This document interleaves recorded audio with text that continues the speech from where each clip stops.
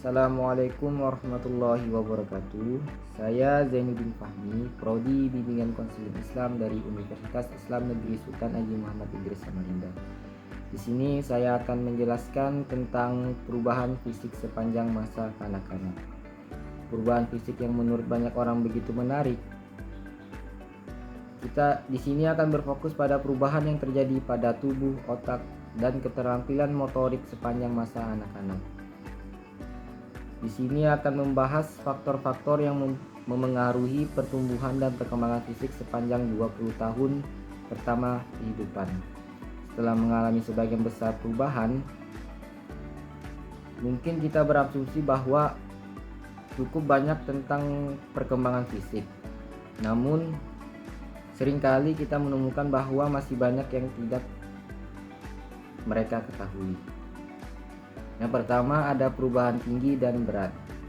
Satu penelitian menemukan bahwa bayi mungkin tetap memiliki panjang yang sama selama berhari-hari atau berminggu-minggu sebelum menunjukkan lonjakan lebih dari 1 cm dalam satu hari. Pada usia 2 tahun, balita sudah setengah dari tinggi badan dewasa mereka dan berat badan lainnya menjadi 4 kali lipat menjadi 27 hingga 30 pon.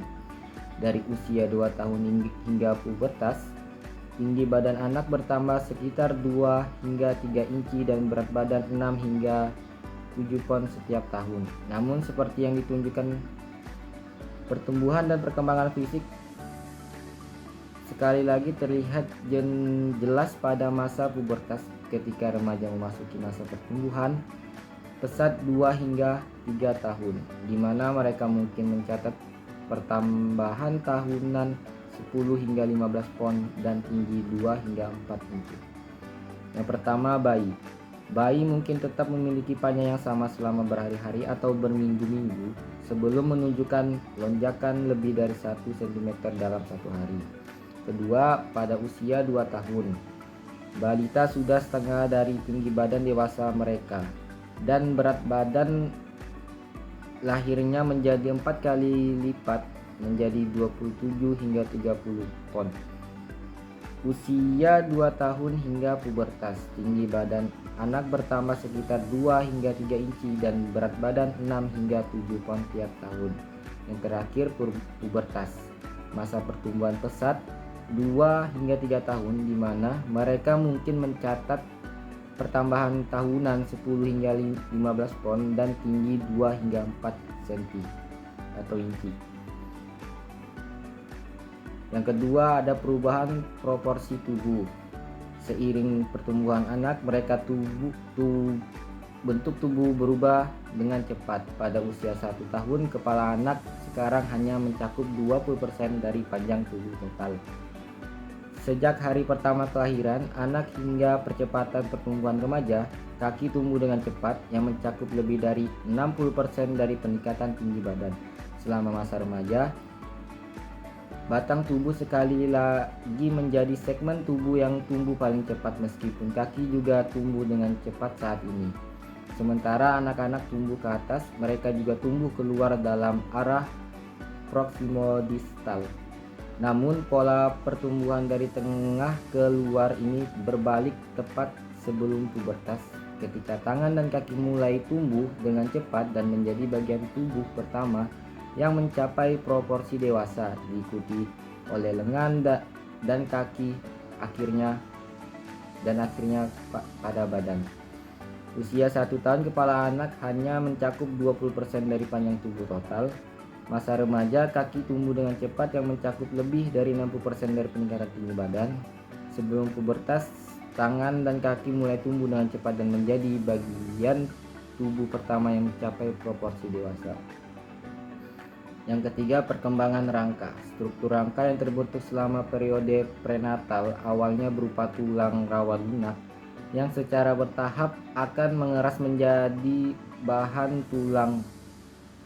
Tengkorak neonatus terdiri dari beberapa tulang lunak yang dapat dipadatkan untuk memungkinkan anak melewati serviks dan jalan lahir, sehingga memudahkan ibu dan bayi untuk melahirkan. Tulang tengkorak ini dipisahkan oleh 6 titik lunak atau fontanel yang secara bertahap diisi oleh mineral untuk membentuk tengkorak tunggal pada usia 2 tahun dengan titik lentur pada jahitan tempat tulang tengkorak bergabung.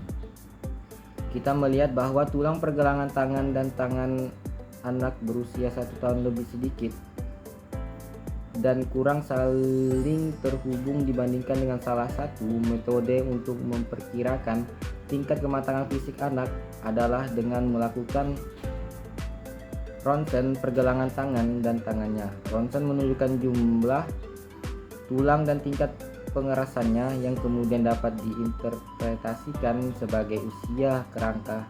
Dengan menggunakan teknik ini, para peneliti menemukan bahwa anak perempuan tumbuh lebih cepat daripada anak laki-laki, tidak semua bagian kerangka tumbuh dan mengeras pada tingkat yang sama.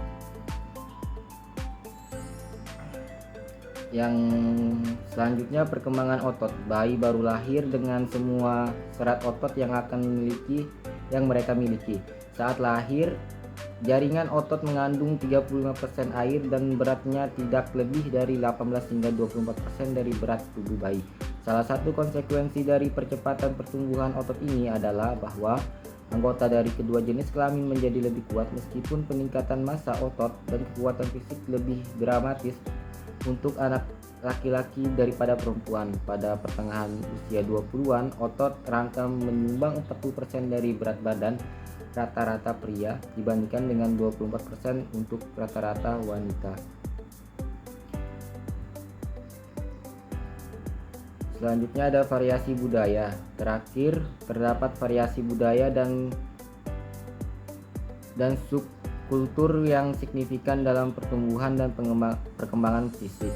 Anak-anak Asia Amerika dan Afrika Amerika misalnya cenderung tumbuh lebih cepat daripada anak-anak Eropa Amerika dan Eropa.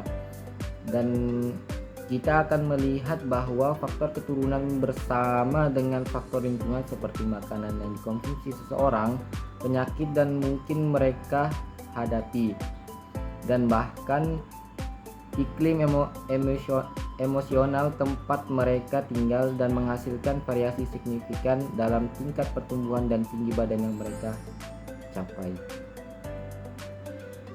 Dan yang terakhir, perkembangan otak. Otak tumbuh dengan percepatan yang mencengangkan di awal kehidupan, meningkat dari 25% dari berat dewasanya saat lahir menjadi 75% dari berat dewasa pada usia 2 tahun.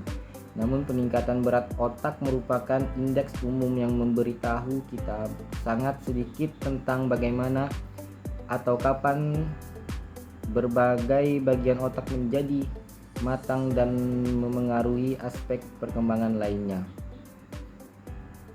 Sekian dari saya, kurang lebihnya mohon dimaafkan. Wallahul muwaffiq ila aqwamit thoriq. Wassalamualaikum warahmatullahi wabarakatuh.